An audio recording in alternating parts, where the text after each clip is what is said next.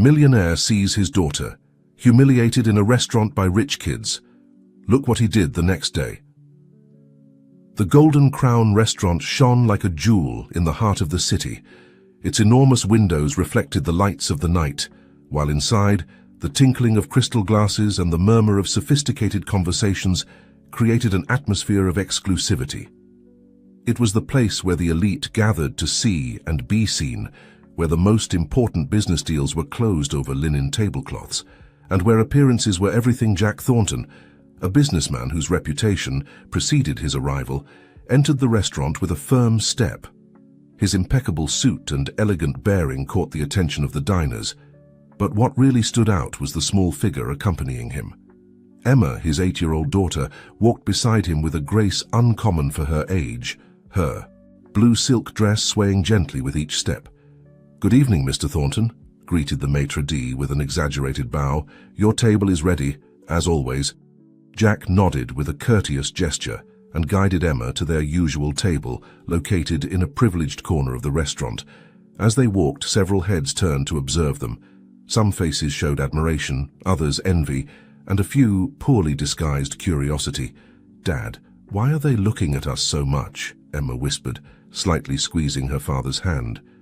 Jack leaned towards her with a warm smile.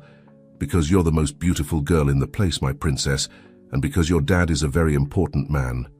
Emma nodded, although her eyes reflected a wisdom beyond her years, as if she understood that there was something more to those looks than simple admiration. Once seated, Jack looked at his daughter with pride. It had been too long since they had had a dinner like this, just the two of them. The last few months had been a whirlwind of meetings, business trips, and corporate decisions that had kept him away from what really mattered. "What would you like to eat, Emma?" he asked, handing her the menu with special illustrations for children. Emma examined it seriously, as if she were making the most important decision of her life. Can I order the pasta with truffle sauce?" Jack chuckled softly. "Of course you can. I'm glad to see you're developing a refined palate." Just as they were about to call, the waiter, Jack's phone vibrated in his pocket. He frowned when he saw the name on the screen. "I'm sorry, honey, I have to take this call. It's very important. Will you be okay alone for a few minutes?" Emma nodded with maturity. "Sure, Dad. Don't worry about me." Jack stood up, giving her a quick kiss on the forehead before walking away to a quieter corner of the restaurant to take the call. He didn't realize that in doing so, he was leaving his little daughter exposed to the curious and, in some cases, malicious gazes of the other diners. While Jack discussed the details of a $1 million merger, Emma was left alone at the table, swinging her legs that didn't reach the floor. It was then that she noticed a group of children, not much older than her, were watching her from a nearby table. Their giggles and sidelong glances made Emma shrink a little in her seat. "Look at the little princess," whispered one of the boys, loud enough for Emma to hear. "I bet she doesn't even know how to use the cutlery properly. Her dad probably brought her out of pity," added a girl with an ostentatious bow in her hair.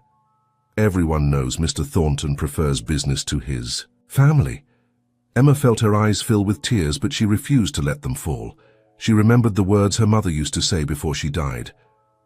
Thornton always maintains composure, no matter the situation. So, with a willpower unusual for her age, Emma straightened in her seat and pretended not to hear the cruel comments. When Jack returned to the table, he didn't immediately notice the change in his daughter's demeanor. He was too excited about the deal he had just closed. "Excellent news, Emma. I just secured a deal that—" He stopped short when he saw the expression in Emma's eyes. There was something there, a shadow of sadness and determination that hadn't been present before. "What's wrong, honey? Did something happen while I was gone?" Emma shook her head, forcing a smile. "No, Dad, everything's fine. You were telling me about your call?" Jack hesitated for a moment, his paternal instinct alerting him that something wasn't right. But before he could inquire further, the waiter arrived to take their order.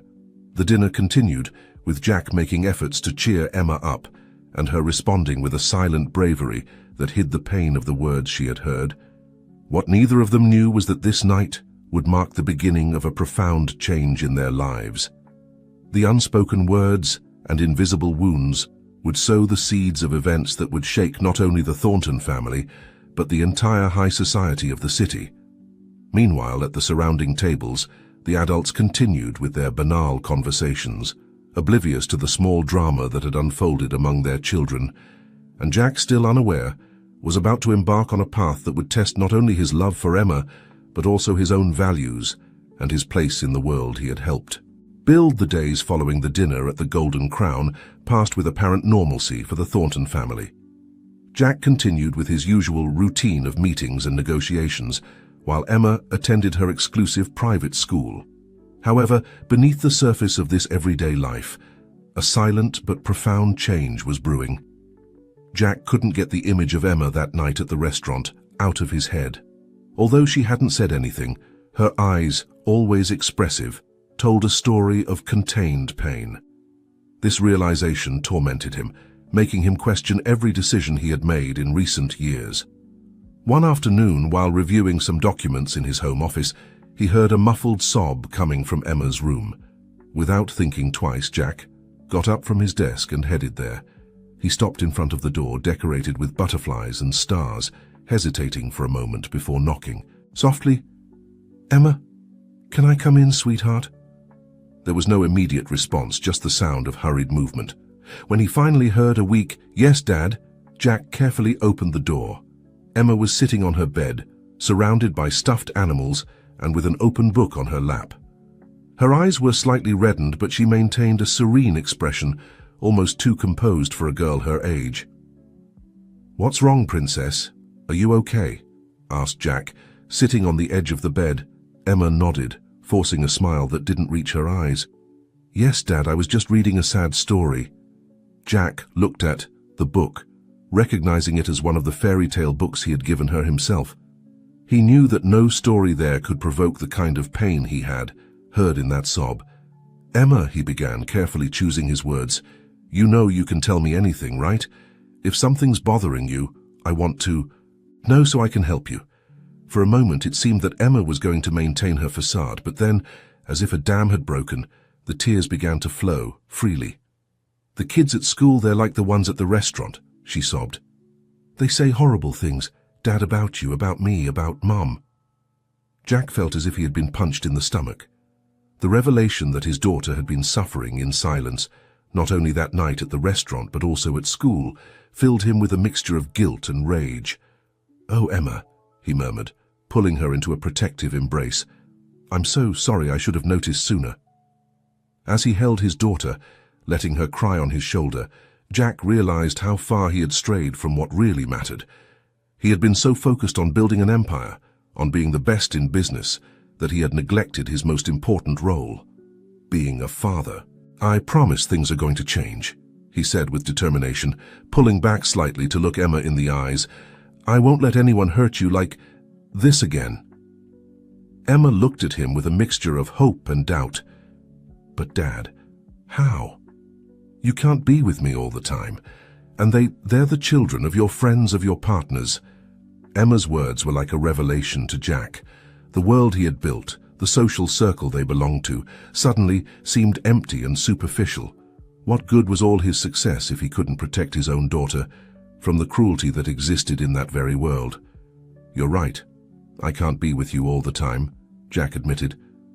"But I can teach you to be strong, to not let their words hurt you.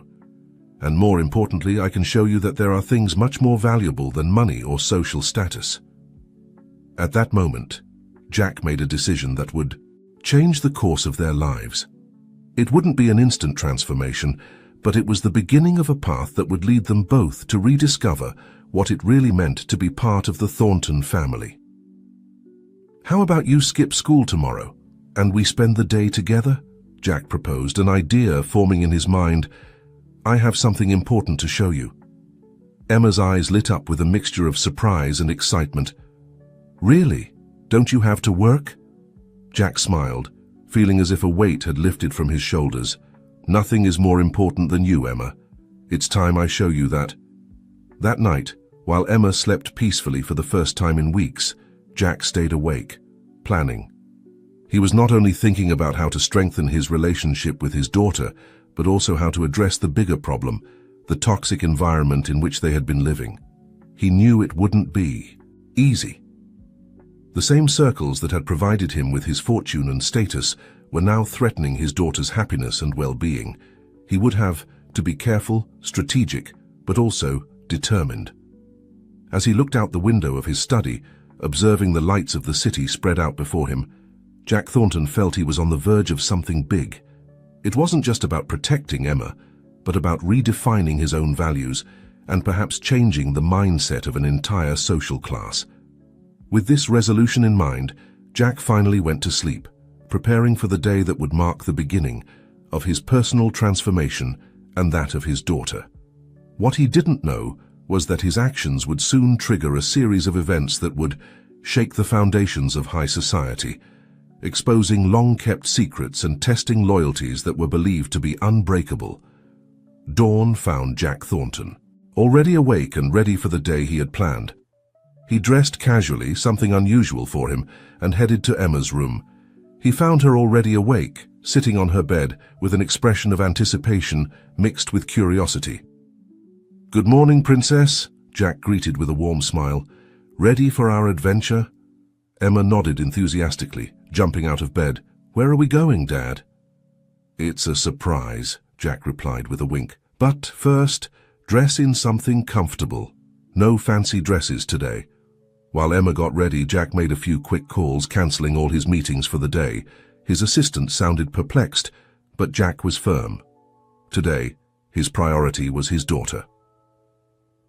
An hour later, father and daughter left their luxurious mansion in a modest rented car. Instead of their usual limousine, Emma looked out the window with curiosity as they drove away from the exclusive neighborhoods that had always been her home. "Dad, why are we going in this car?" Emma asked, noticing the difference. Jack smiled, keeping his eyes on the road. "Because today we're going to see a different part of the city, honey, a part we don't know very well." After almost an hour of driving, they arrived at a humble neighborhood on the outskirts of the city. The streets were full of life, children playing on the sidewalks, street vendors offering their products, and neighbors chatting animatedly. Jack parked the car in front of a worn but clean building. A faded sign announced, "Hope Community Center." "What is this place, Dad?" Emma asked as they got out of the car. "It's a very special place," Jack replied. "They help people here who don't have as many things as we do." As they entered, they were greeted by Maria, a middle-aged woman with a warm smile and kind eyes. "Mr. Thornton, what a surprise to have you here. And this must be little Emma Welcome." Jack greeted Maria with familiarity, surprising Emma. "Maria, thank you for receiving us on such short notice. I wanted to show Emma the work you do here." Maria nodded understandingly. "Of course, we're just preparing lunch for the neighborhood children. Would you like to help?" Emma looked at her father, who nodded encouragingly.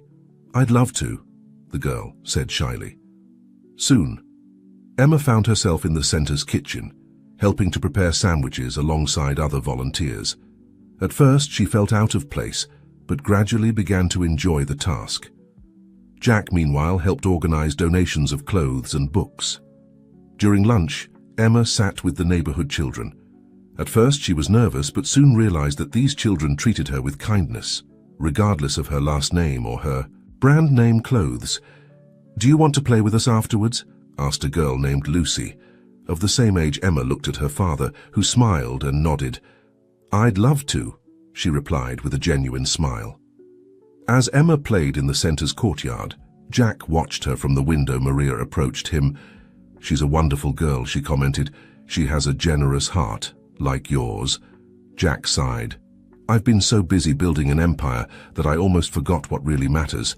I want Emma to understand that there's more to life than money and social status." Maria nodded understandingly. "It's a valuable lesson, and it's never too late to learn it or teach it." At the end of the day, as they were driving home, Emma was unusually quiet. "What are you thinking about, honey?" Jack asked Emma. Looked at him with eyes full of new understanding. "Dad, those kids don't have many things, but they seemed very happy, and they were very kind to me even though they didn't know me." Jack smiled, feeling a mixture of pride and relief. "That's because true wealth, Emma, isn't in the things we have, but in how we treat others and in the experiences we share." "Can we come back another day?" Emma asked hopefully. "Of course we can," Jack replied. In fact, I was thinking we could go regularly. How does that sound?" Emma's face lit up with a smile, the most genuine Jack had seen in a long time. That night, as he tucked Emma in, Jack noticed a change in his daughter. There was a new light in her eyes, a confidence that wasn't there before. "Dad," Emma said just before Jack turned off the light, "I think I understand now what Mom used to say about being a true Thornton." "And what's that, honey?" Jack asked, curious. "That it's not about how much money we have or what others think of. So as it's about how we treat others and doing the right thing." Jack felt a lump form in his throat. "Your mother would be very proud of you, Emma. I certainly am." As he closed the door to Emma's room, Jack realized that this day had not only been a lesson for his daughter, but also for himself. He had rediscovered a part of himself that he had forgotten in his pursuit of success and power. However, as he headed to his study, Jack knew that the road ahead would not be easy. Changing his priorities would mean facing ingrained expectations and, possibly, resistance from those in his social and business circle. Sitting at his desk, Jack began to outline a plan, not only to help more actively at the Hope Community Center, but also to reevaluate his businesses and relationships. He wanted to ensure that everything he did from now on reflected the values he wanted to instill in Emma. What Jack didn't know was that his actions would soon catch the attention of those who preferred to maintain the status quo. And among the shadows of high society, alliances and plots were already forming to protect the secrets that Jack's new path threatened to expose. The weeks following the visit to the Hope Community Center marked a notable change in the Thorntons' lives. Jack, true to his word, began to reorganize his schedule to spend more time with Emma and to become more involved in community projects. This change did not go unnoticed in high society circles. One afternoon, while Jack was working in his office in the city center, he received an unexpected visit. Ernest Miller, one of his oldest and most powerful partners, entered without announcing himself, his face a mask of barely disguised concern. "Jack, old friend," Ernest greeted, his tone forcedly jovial. "Do you have a moment?" Jack looked at him with surprise but nodded, indicating that he should take a seat. "Of course, Ernest. What brings you here?" Ernest settled into the chair in front of Jack's desk, his gaze scanning the office before fixing on his host. "I've been hearing some rumors, Jack, worrying rumors." "Rumors?" Jack asked, raising an eyebrow. "About what exactly?" Ernest leaned forward, lowering his voice as if afraid of being overheard. "They say you've been canceling important meetings, declining invitations to crucial events, and most alarmingly, you've been seen in, well, less than recommendable neighborhoods." Jack maintained a neutral expression, although inside he felt a mixture of irritation and determination. "I didn't know my personal activities were a topic of conversation, Ernest." "Come on, Jack," Ernest insisted, with a forced laugh. "You know as well, as I do that in our world, everything is a topic of conversation. People talk, and what they say can affect businesses, reputations." "And what exactly is it that worries you, Ernest?" Jack asked, his tone becoming colder. Ernest sighed, as if it cost him to say what came next. "Look, some of our associates are uneasy. They fear that your new activities might compromise certain agreements, certain sensitive information." Jack slowly stood up, his gaze fixed on Ernest. "Let me be clear, Ernest. My priorities have changed, it's true, but my integrity remains intact. I have no intention of compromising anything or anyone." "But Jack," Ernest insisted, also standing up, "you have to understand, the world we move in is delicate. One misstep, one word out of place, and everything we've worked for could crumble." Jack rounded his desk, approaching Ernest. "Is that a threat, Ernest?" Ernest stepped back slightly, raising his hands in a conciliatory gesture. "Of course not, my friend. It's a warning, from an old friend who's concerned. Just be careful, Jack. Not everyone will view your new activities favorably." With those words, Ernest said goodbye and left the office, leaving Jack immersed in his thoughts. Ernest's visit had confirmed his suspicions. His change in attitude and priorities was causing ripples in the murky waters of high society. That night during dinner, Jack observed Emma, noticing how his daughter seemed more animated and self-assured since they began their regular visits to the community center. "Dad," Emma said suddenly, pulling Jack from his thoughts, "can we invite Lucy over someday?"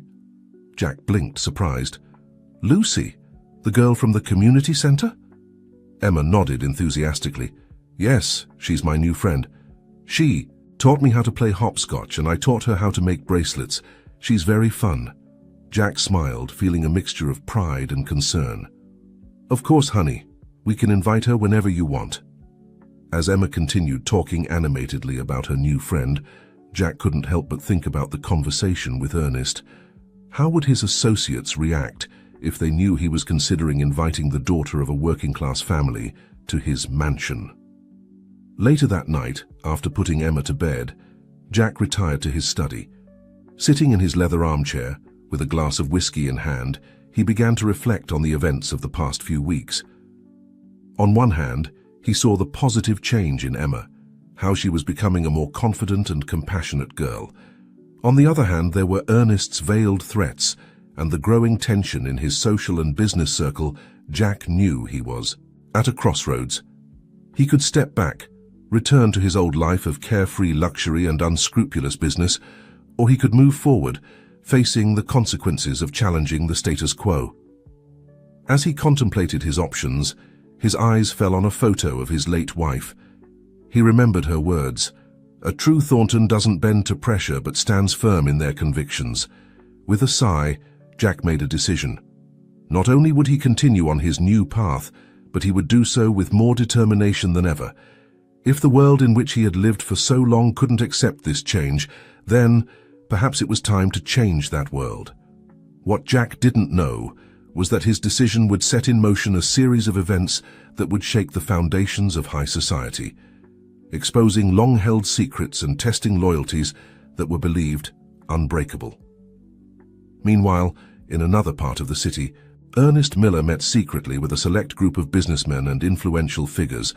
The topic of discussion, how to handle the Thornton problem before it got out of control. The battle of wills was about to begin, and no one, not even Jack, could foresee the consequences that his actions would have on the lives of all involved. The sun had barely begun to peak over the horizon when Jack Thornton arrived at the Hope Community Center. This time, however, he didn't come alone to help or spend time with Emma. He had a more ambitious mission in mind. Maria, the center's director, greeted him with a mixture of surprise and curiosity. "Mr. Thornton, we weren't expecting you so early. Is everything all right?" Jack nodded, a clear determination in his eyes. "Maria, I need your help. I want to do more for the center and for this neighborhood, much more." Over the next few hours, Jack and Maria discussed ambitious plans, expanding the center, creating job training programs, improving the neighborhood's educational facilities. Jack was willing to invest not only money, but also his time and connections. "This is incredible, Jack," said Maria, overwhelmed by the magnitude of the proposals. "But are you sure? This could cause complications in your world." Jack smiled, a mixture of defiance and resolution on his face. "My world needs a change, Maria, and I think this is the place to start." Meanwhile, at the exclusive Blue Sky Club, Ernest Miller was meeting with a select group of the city's elite. Among those present were Alexander Vega, media magnate, Isabella Foster, prominent political figure, and Charles Howard, Supreme Court judge. "Gentlemen, madam," Ernest began, his grave voice resonating in the private room. "We have a problem. Jack Thornton is deviating from the path." "Deviating?" asked Isabella, arching a perfectly lined eyebrow. "Explain yourself, Ernest." Ernest proceeded to detail Jack's recent activities, his visits to the marginal neighborhood, his growing interest in community projects, and his apparent disinterest in the businesses and social events he used to prioritize. "This could be problematic," murmured Charles, the judge, exchanging significant looks with the others. Alexander Vega, the media magnate, leaned forward, his eyes shining with a mixture of curiosity and concern. "How much does Jack know? Is there a risk that he might expose something?" Ernest shook his head. "I don't think he knows anything concrete yet, but if he continues down this path, digging in areas that should remain buried, then we must stop him, sentenced Isabella, her voice cold and calculating. The question is, how? While the elite group conspired in the luxurious club, Jack returned to his office, energized by his meeting with Maria. Upon entering, he was surprised to find his assistant, Laura, waiting for him with a concerned expression. "Mr. Thornton, you have a visitor. He says it's urgent." Intrigued, Jack entered his office to find an unexpected figure, Richard Martinez, an investigative journalist known for his reports on corporate corruption. "Mr. Thornton," Richard greeted, standing up. "I appreciate you seeing me without an appointment." Jack shook the journalist's hand, his curiosity increasing. "How can I help you, Mr. Martinez?" Richard looked around before speaking, lowering his voice. "I have information that might interest you about your associates." Over the next hour, Richard shared with Jack a series of documents and recordings that suggested a network of corruption involving several of the most prominent members of the city's elite, including Ernest Miller and the other conspirators at the Blue Sky Club. "Why are you showing me this?" Jack asked. Overwhelmed by the information, Richard looked at him intently. "Because you're changing, Mr. Thornton, and I believe you could be the ally we need to expose this entire network." Jack leaned back in his chair, his mind working at full speed. On one hand, the information Richard had provided was explosive and potentially destructive to many of the people he once considered friends and partners. On the other hand, it represented an opportunity to clean the city of the corruption that had plagued it for so long. "I need time to think," Jack finally said. This changes everything." Richard nodded understandingly. "I understand. But we don't have much time. I think they suspect I'm onto them. And if they find out I've talked to you..." The implication hung in the air, heavy and threatening. That night, as Jack had dinner with Emma, his mind was divided between the conversation with his daughter about her day at school and Richard's revelations. "Dad, are you okay?" Emma asked, noticing her father's distraction. "You seem worried." Jack forced a smile. "I'm fine, honey. Just thinking about some important decisions I have to make." Emma looked at him with wisdom beyond her years. "Mom always said that when you have to make a difficult decision, you should listen to your heart." Emma's words resonated deeply with Jack. He remembered why he had started all this change in the first place, to be a better father, to create a better world for his daughter. After putting Emma to bed, Jack retired to his study. He took out the documents Richard had given him and began to review them again. With each page he read, his resolve strengthened. He picked up his phone and dialed a number. "Richard, it's Jack Thornton. I'm in. What do you need me to do?"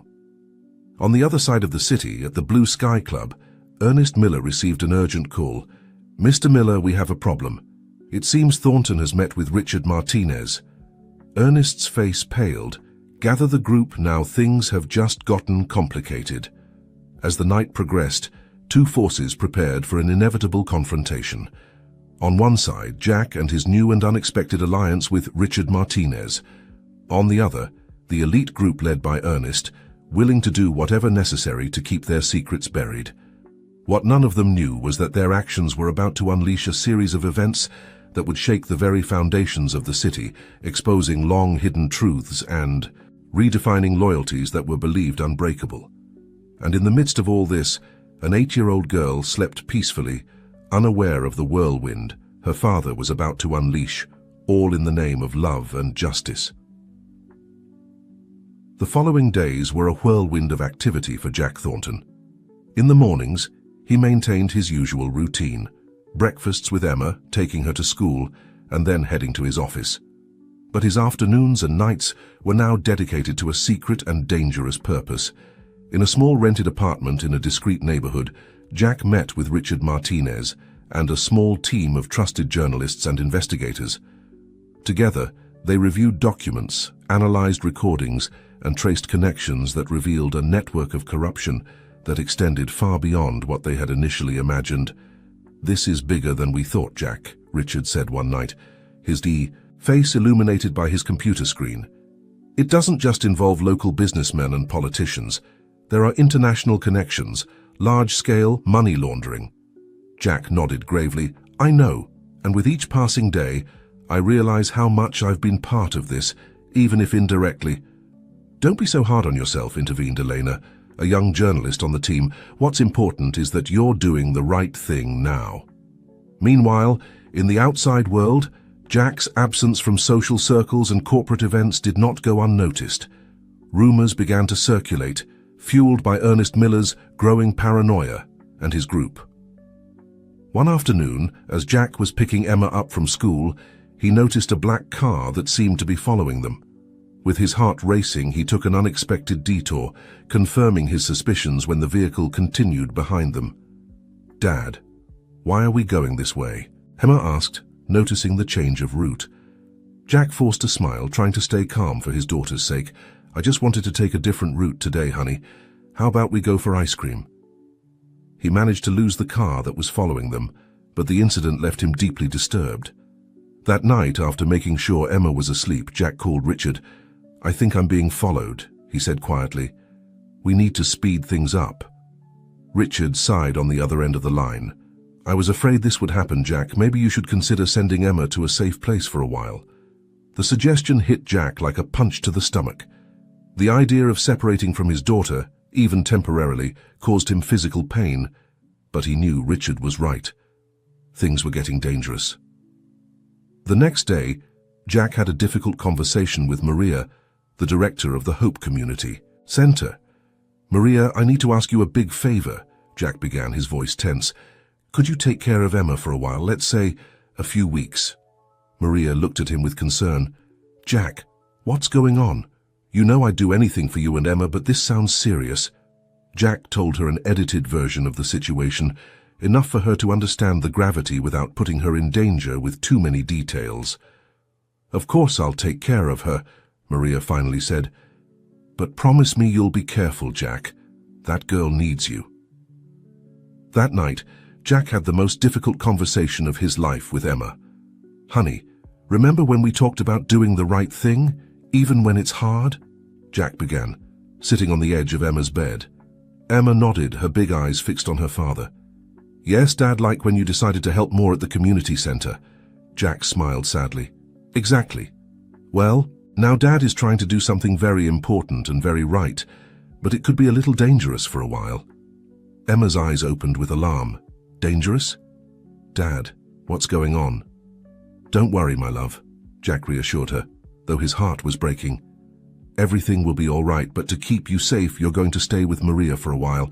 It'll be like a vacation at the community center. Emma threw herself into her father's arms, silent tears rolling down her cheeks. I don't want to leave you, Dad, I'm scared. Jack hugged her tightly, fighting back his own tears. I know, honey, I'm scared too, but sometimes doing the right thing means facing our fears. Do you remember what Mom used to say about being brave? Emma nodded against his chest. That being brave doesn't mean not being afraid, but doing the right thing despite the fear. Exactly, said Jack, pulling back slightly to look his daughter in the eyes. And you, my little Emma, are the bravest person I know. The next day, with a heavy heart, Jack took Emma to the Hope Community Center. As he watched his daughter walk away hand in hand with Maria, he felt as if a part of him was being torn away. But he knew it was necessary for Emma, for the memory of his wife, for the city he loved. He had to see this through to the end. Back in his car, Jack took a deep breath before dialing a number on his phone. Richard, I'm ready. It's time to make public everything we have. What Jack didn't know was that at that very moment, Ernest Miller and his group were putting their own desperate plan into motion to silence him. The final battle was about to begin, and the fate of many hung in the balance. The morning dawned gray and threatening, as if the sky itself sensed the storm that was about to break out in the city. Jack Thornton was in the newsroom of The Truth newspaper, along with Richard Martinez and his team of journalists. The atmosphere was tense, charged with anticipation and nervousness. Once we publish this, there's no turning back, Richard warned, his hand suspended over the keyboard, ready to send the article that would expose the corruption network. Jack nodded, his face a mask of determination. Do it, it's time for the truth to come to light. With a click, the article was published online, and the presses began to print the special edition of the newspaper. Within minutes, social media exploded with the news, and the main television networks interrupted their regular programming to cover the scandal. Meanwhile, at the exclusive Blue Sky Club, Ernest Miller and his group were meeting in an emergency session. "Damn it!" Ernest shouted, throwing a newspaper on the table. "How did we let this happen?" Isabella Foster, the politician, maintained an icy calm. "We need to control the damage, Alexander. Can you use your media contacts to discredit this story?" Alexander Vega, the media magnate, shook his head. "It's too late for that. The evidence is too solid. We need a more drastic strategy." Charles Howard, the judge, who had remained silent until now, spoke in a grave voice. "I have some contacts who could take care of Thornton." A heavy silence fell over the room. Finally, Ernest nodded slowly. "Do what's necessary. We can't allow this to continue." At the Hope Community Center, Maria watched the news with a mixture of pride and terror. Emma, sitting beside her, watched the image of her father on television with large, worried eyes. "Is my dad in danger?" the girl asked, her voice barely a whisper. Maria hugged Emma, trying to convey a confidence she herself didn't feel. "Your dad is a very brave man, Emma. He's doing the right thing." As the day progressed, the city plunged into controlled chaos. Spontaneous demonstrations broke out in front of the buildings of companies and government offices implicated in the scandal.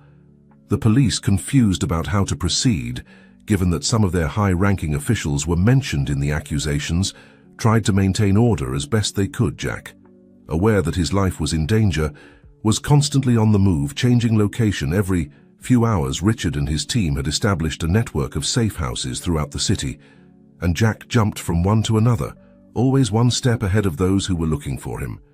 In one of these safe houses, Jack received an unexpected call. It was Laura, his assistant. "Mr. Thornton," Laura said, her voice trembling. "I just heard something terrible. I think they plan to harm Emma to get to you." Jack's heart stopped for a moment. "What? How do you know?" "I overheard Ernest Miller talking on the phone. He mentioned something about using the girl as leverage, Mr. Thornton. You have to protect her." Jack hung up the phone, his mind working at full speed. He knew he couldn't trust the police, not knowing how many of them might be involved in the corruption network. With his heart in his throat, he called Maria. "Maria, listen to me carefully," he said as soon as she answered. "You have to get Emma out of there right now. It's not safe." "Jack, what's going on?" Maria asked, alarmed. "There's no time to explain. Take her to this address." Jack gave her the details of one of the safe houses. "And Maria, thank you for everything." Meanwhile, at the Hope Community Center, Maria acted quickly. "Emma, honey, we have to go now." Emma, sensing the urgency in Maria's voice, didn't ask questions. They took only the essentials and left through the back door of the center. Just in time, for moments later, a group of menacing-looking men entered through the front door, asking about Jack Thornton's daughter. On the streets, the situation was becoming increasingly tense. Jack's revelations had touched a nerve in the population, unleashing years of accumulated frustration against corruption and inequality. What had begun as peaceful protests was beginning to turn violent in some areas. Ernest Miller and his group watched in horror as their world crumbled around them. Their phones wouldn't stop ringing, business partners cutting ties, politicians distancing themselves, journalists asking for comments. "This is getting out of hand," muttered Alexander Vega, watching images of the protests on television. Isabella Foster, always the strategist, intervened. "We need a scapegoat, someone to take all the blame." All eyes turned to Ernest. He looked at them, suddenly understanding his precarious position. "Don't you dare!" he began, but was interrupted by the sound of approaching sirens. Moments later, the police burst into the Blue Sky Club, but they weren't the corrupt officers they had expected to protect them. These were federal agents led by an anti-corruption unit that had been investigating in secret for months. "Ernest Miller," announced the leader of the unit, "you're under arrest on charges of corruption, fraud, and conspiracy." As they handcuffed Ernest, he shouted at his former allies, "You can't do this to me! We'll all fall together!" But his words fell on deaf ears. The group that had once controlled the city from the shadows was now crumbling, each desperately trying to save themselves. In another part of the city, Jack finally reunited with Emma and Maria in the safe house. Upon seeing his daughter, Jack hugged her tightly, tears flowing freely down his face. "Dad, I was so scared," Emma sobbed. "I know, my love," Jack replied, stroking her hair. "I was too, but you're safe now. Everything's going to be all right now." Maria watched the scene with a mixture of relief and concern. "Jack, what happens now?" Jack looked up, his expression a mix of determination and hope. "Now, Maria, we rebuild. We clean up this city and make it better, fairer, for Emma and for all the children who deserve a better future."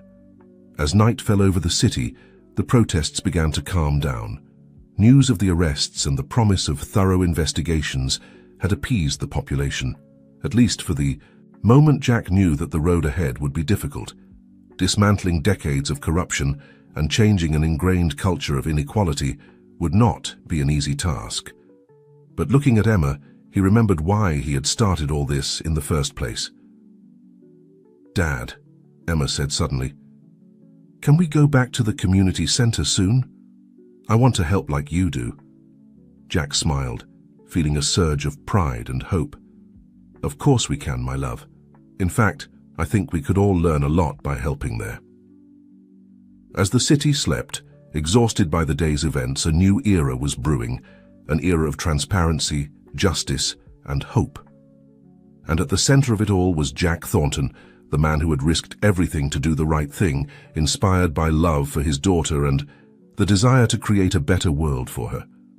The storm had passed, but the real work was just beginning. Reconstruction would be a challenge, but with the truth on his side and the support of people like Maria and Richard, Jack knew it was possible. The future, for the first time in a long time, looked bright. The months following the exposure of the corruption network were a whirlwind of activity for Jack Thornton, and the entire city society was in a state of transformation, with new anti-corruption laws being enacted, companies restructuring, and a renewed faith in justice blossoming among citizens. Jack, now viewed as a hero by many, divided his time between collaborating with authorities to dismantle the last vestiges of the corrupt network and his work at the Hope Community Center, which had become a symbol of the city's new direction. One sunny afternoon, as Jack supervised the expansion of the community center, now funded by donations from citizens inspired by his story, Emma approached him with a thoughtful expression. "Dad, can I ask you a question?" said the girl, her eyes reflecting a maturity acquired by recent experiences. "Of course, honey. What is it?" Jack replied, crouching down to be at her level. "Do you think Mom would be proud of us?" The question took Jack by surprise, feeling a lump in his throat. It had been a while since they had talked about Sarah, his late wife. "Oh, Emma," said Jack, hugging his daughter, "I'm sure your mother would be immensely proud, especially of you, my brave girl." That night, after tucking Emma in, Jack found himself reviewing old photo albums. The images of Sarah, smiling and full of life, awakened memories he had kept buried for a long time. One memory in particular caught his attention, a photo of Sarah in front of the old building of The Truth newspaper, where Richard now worked. Jack remembered that Sarah had been a journalist before their marriage, always passionate about uncovering the truth and fighting for justice. With a sudden inspiration, Jack called Richard. "Richard, I need you to investigate something for me," he said, as soon as his friend answered. "I want to know more about my wife Sarah's journalistic work before we got married." In the following days, as the city continued its process of healing and renewal, Jack immersed himself in Sarah's past. With Richard's help, he discovered that his wife had been working on an important investigation just before leaving her career. "Jack, this is incredible," Richard said one afternoon, rushing into Jack's office at the community center. "Sarah's notes, she was after the same corruption network that we exposed. She had pieces of the puzzle that took us months to discover." Jack was stunned. "But why did she never tell me? Why did she leave the investigation?" The answer came a few days later, in the form of a letter that Sarah had left in a safety deposit box, with instructions to be delivered to Jack if anything happened to her. With trembling hands, Jack opened the letter. "My dear Jack, if you're reading this, it means I'm no longer with you. There's something you need to know. The investigation I was working on before we got married, it was dangerous. I uncovered a corruption network that reached the highest levels of the city. When they threatened me, I decided to leave it all behind to protect you and our future family. But now I know it was a mistake. The truth always finds its way to the light. I ask for your forgiveness for not telling you before, and I hope that someday you find the strength to finish what I started. Always remember, love is stronger than fear, and the truth, though sometimes painful, is the path to freedom. With all my love, Sarah." Jack felt the world stop around him. Everything that had happened, everything he had done, suddenly took on new meaning. He had not only been fighting for a better future for Emma, but also, unknowingly, had been fulfilling Sarah's last wish. That night, Jack had a long conversation with Emma, sharing with her the truth about her mother and how her bravery had inspired, albeit indirectly, the recent events.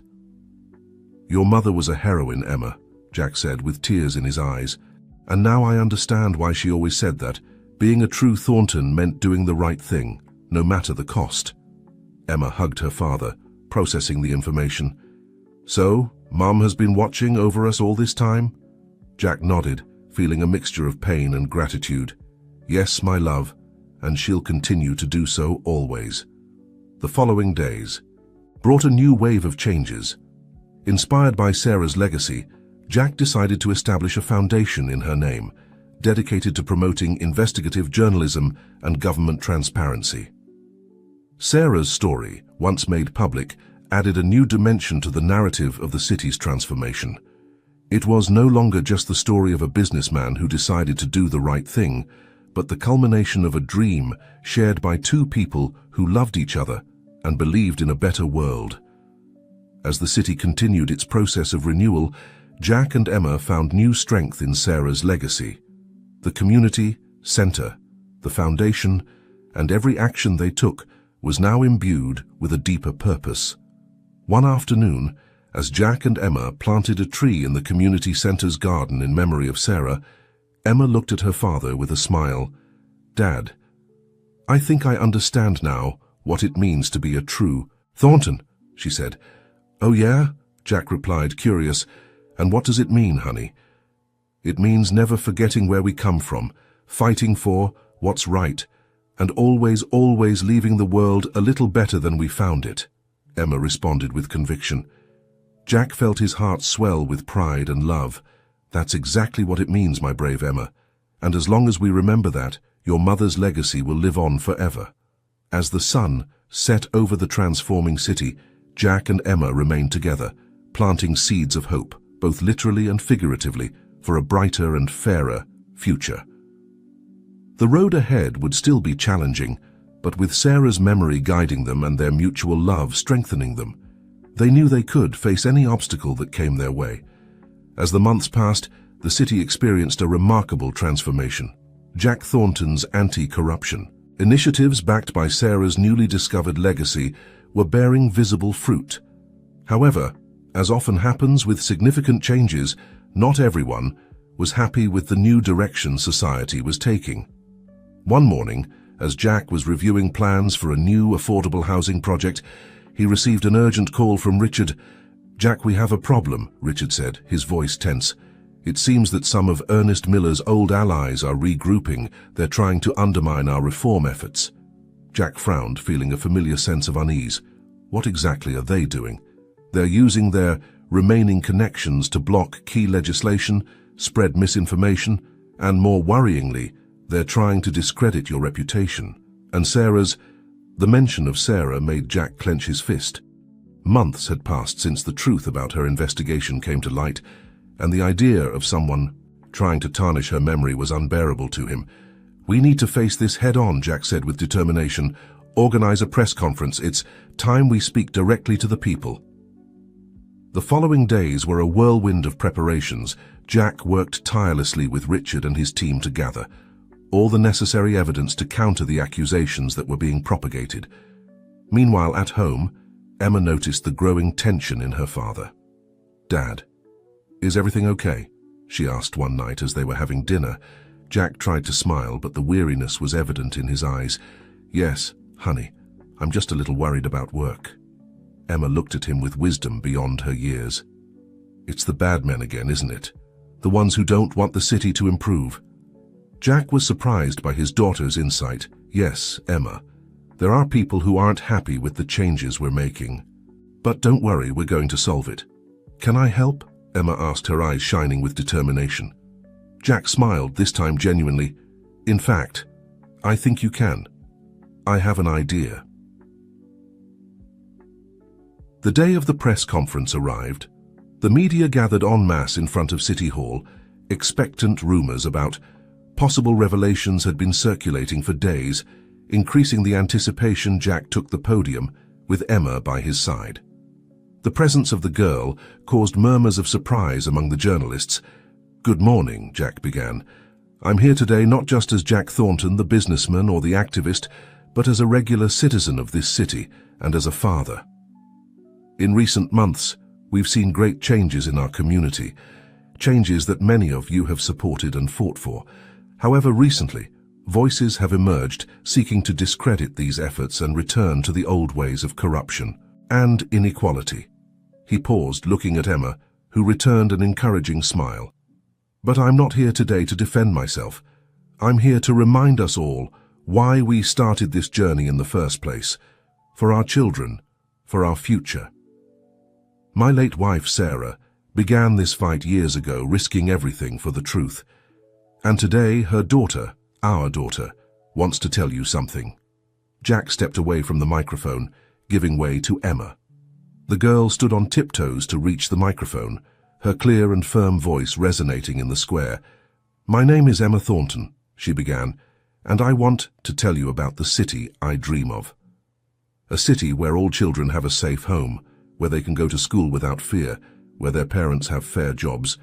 A city where no one has to hide or lie to be safe." The journalists listened in silence, captivated by the sincerity and vision of the little girl. "I know there are people who want things to go back to the way they were before," Emma continued. "But I ask you, is that what you want for your children, for your grandchildren?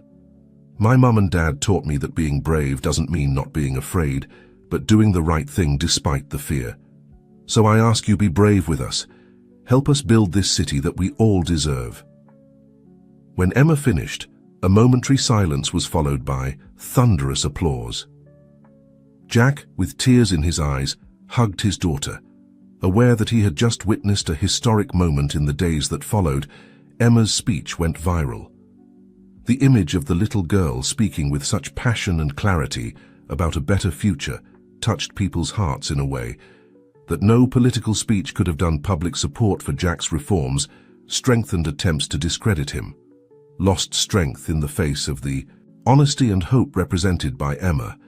Even some of the former opponents began to reconsider their positions. However, not everything was rosy. One night, as Jack and Emma were returning from the community center, they noticed that someone had spray-painted graffiti on their front door. "Traitors" was written in large red letters. Emma clung to her father's hand.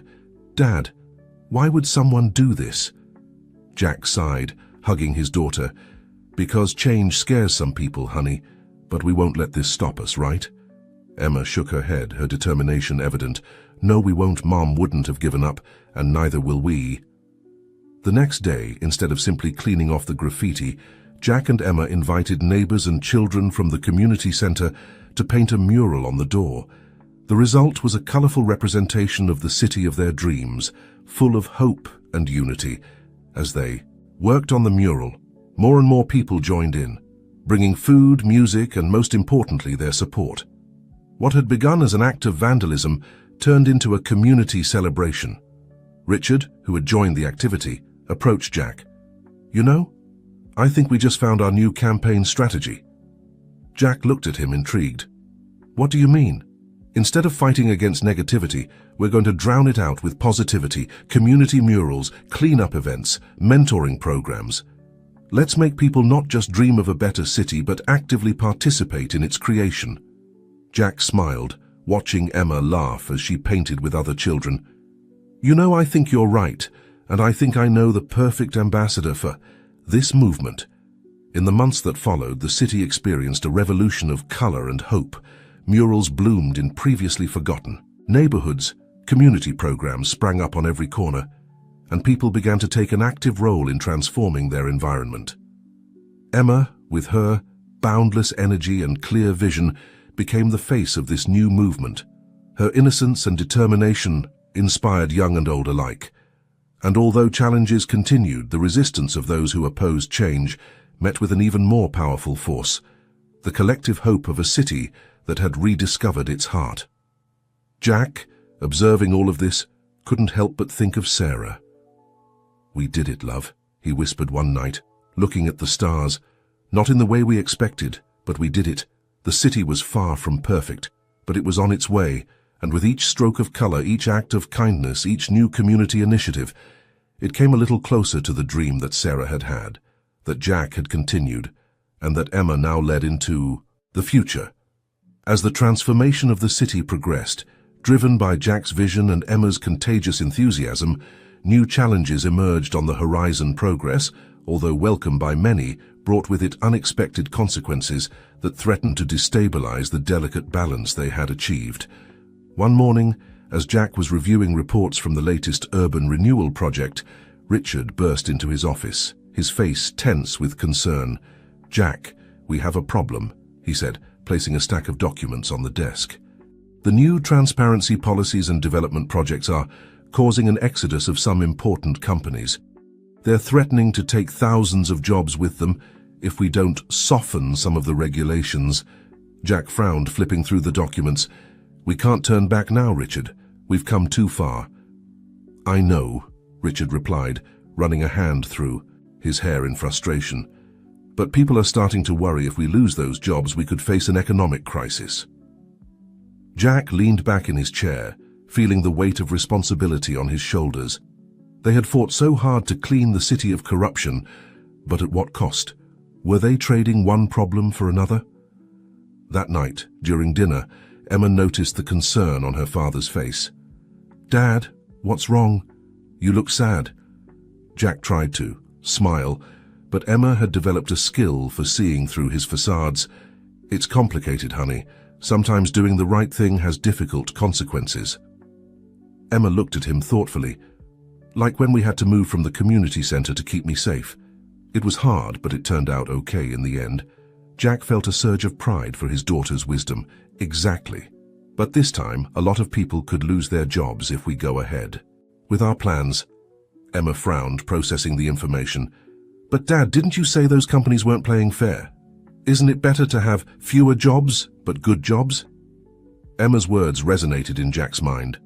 She was right, of course, but reality was more complicated than that. However, his daughter's perspective reminded him why they had started all this in the first place. The next day, Jack called an emergency meeting with his team and community leaders. The tension in the room was palpable as Jack explained the situation. "We can't back down on our reforms," he finally declared, "but we also can't ignore the economic impact. We need to find a solution that keeps our principles intact while ensuring the well-being of our citizens." Over the next few weeks, Jack and his team worked tirelessly on a new plan. They proposed incentives for companies that adhered to the new ethical standards, retraining programs for workers in transitioning industries, and an initiative to attract new businesses committed to social responsibility. However, not everyone was convinced. Protests began to emerge, some in favor of staying the course, others demanding a return to old practices out of fear of unemployment. In the midst of this tumult, Emma had an idea. "Dad, what if we make people see what the city would be like if we keep going forward? Like when we painted the mural on our door." Inspired by his daughter's suggestion, Jack launched a massive visualization campaign.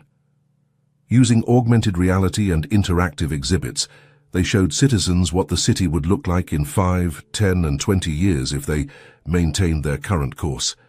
The campaign was a resounding success. People were able to walk through the streets of a clean, prosperous, and fair future city.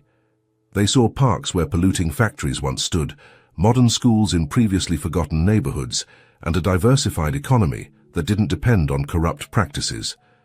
Public support swung back in favor of the reforms, but Jack knew that words and images wouldn't be enough. They needed tangible and quick results. In a bold move, Jack decided to use a large part of his personal fortune to establish an economic transition fund. This fund would help workers affected by the changes, finance ethical startups, and support local small businesses. "It's risky," Richard warned him. "You could lose everything." Jack smiled, thinking of Sarah and the future they were building for Emma. Some risks are worth taking. The following months were a whirlwind of activity. The city became a hotbed of innovation and change. Old factories were transformed into incubators for clean tech companies. Education and training programs flourished in every neighborhood. The economy, after a period of uncertainty, began to show signs of recovery and sustainable growth. However, the price of progress was high. Jack worked long hours, often coming home exhausted.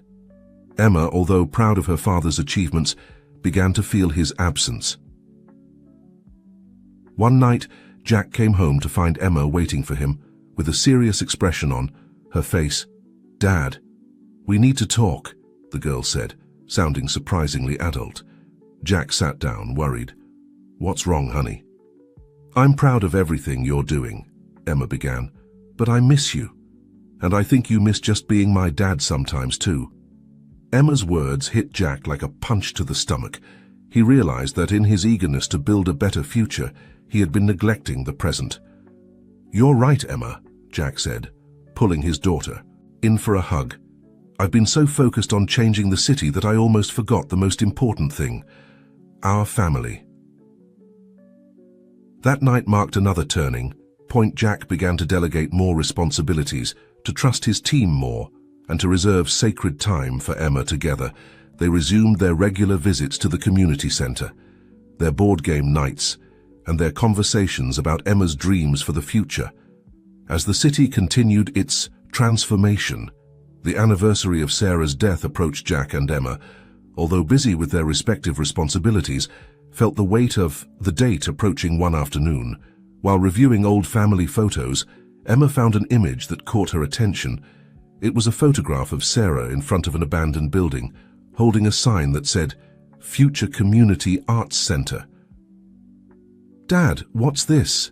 Emma asked, showing Jack the photo. Jack took the photograph, a mixture of nostalgia and surprise on his face. "This was a project your mother was working on before she left us. She wanted to turn that old building into an arts center for kids from disadvantaged neighborhoods. She never got to realize it." Emma looked at the photo and then at her father, a spark of determination in her eyes. "What if we make it happen, Dad? As a gift for Mom?" Emma's idea ignited something in Jack. They did some research and discovered that the building was still abandoned, forgotten amidst all the changes the city had experienced. With renewed energy, Jack and Emma embarked on the mission of making Sarah's dream a reality. They contacted local artists, educators, and community leaders. The response was overwhelmingly positive, with many offering their time and resources for the project. However, not everything was easy. The building needed extensive repairs, and costs threatened to exceed the initial budget. Additionally, some neighbors expressed concerns about the increased traffic and noise that an arts center might bring to the area. Jack and Emma were not discouraged. They organized community meetings, listened to neighbors' concerns, and worked on collaborative solutions. Emma, with her natural charisma, became the face of the project, speaking passionately about how art could transform lives and communities. As Sarah's death anniversary approached, the project faced its biggest challenge. A group of developers, seeing the potential of the area now that the city was improving, made an offer to buy the building and surrounding land to build luxury condominiums. The offer was tempting for the city council, who saw an opportunity to increase tax revenues. Jack found himself once again in a difficult position, fighting against the same types of interests he once represented. It was Emma who proposed the solution. "Dad, what if we make the arts center more than just for kids? What if we include spaces for local artists to sell their work, classes for adults, and maybe even a small cafe? That way it could generate income and be self-sustainable." Emma's idea was the turning point.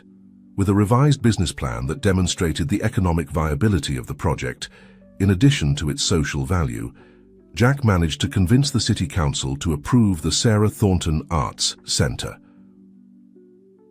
On the anniversary of Sarah's death, instead of a somber ceremony, the city witnessed the grand opening of the centre. The building, once abandoned and forgotten, now shone with colourful murals, its hallways filled with children's laughter and the sound of music and creation.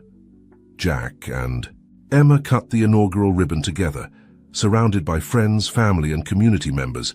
Richard, Maria from the community centre, and many others who had been part of their journey were there to celebrate. "Your mother would be so proud," Jack said to Emma, with tears in his eyes as they watched children explore the new facilities. Emma squeezed her father's hand. "I know, Dad, I can feel her here with us." In the months that followed, the Sarah Thornton Arts Centre became a beacon of creativity and hope in the city. Children who had never had access to art education discovered hidden talents. Local artists found a space to exhibit and sell their work. The cafe became a popular meeting point, fostering community connections. But beyond its direct impact, the centre symbolized something bigger. It was a testament to how dreams, even those interrupted, could take on new life. It was a reminder that positive change, though difficult and sometimes painful, was possible. For Jack, the centre represented the culmination of a journey that had begun years ago when he decided to do the right thing, inspired by love for his daughter and the memory of his wife. He saw in every brushstroke, in every musical note, in every smile of the children who passed through its doors, Sarah's living legacy. And for Emma, the centre was a fulfilled promise and a new beginning. She had helped make her mother's dream a reality, and in the process had discovered her own passion for art and community service. She spent much of her free time at the centre, teaching younger children and developing her own artistic skills one afternoon. As Jack watched Emma guide a group of children in an art project, he realized that Sarah's true legacy wasn't the building or the programs, but the spirit of compassion, creativity and courage she had passed on to their daughter. The Sarah Thornton Arts Centre became a symbol of the city's transformation, a tangible reminder that a dream nurtured with love and determination could flourish even in the most unexpected places. And for Jack and Emma, it was a home away from home, a place where past, present and future intertwined in a beautiful symphony of colour and hope.